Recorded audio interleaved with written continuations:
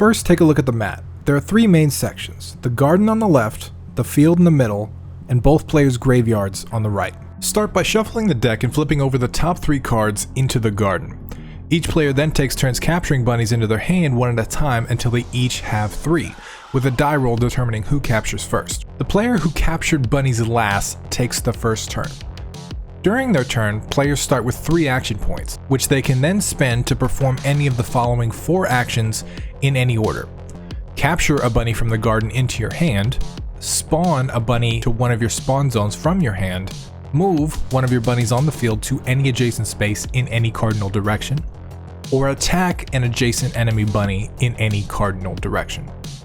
It's worth noting that players can perform the same action multiple times in a turn if they wish, as long as they have enough action points. Every bunny also has a special ability, and some of these abilities trigger when actions are taken, so be sure to read each card to understand exactly what they do. The objective of the game is to get 15 carrots in your graveyard. Every bunny is worth a different amount of carrots, determined by the carrot cost in the bottom left of the card.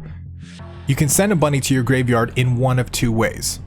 You can move a friendly bunny into an enemy spawn zone, or you can murder an enemy bunny with combat or an ability. During your turn, to initiate combat with an attack action, you must be adjacent to an enemy bunny unless otherwise noted on the card. There are 2 stats on the left side of the card that come into play in combat. First is the damage stat in red, and second is the health stat in blue.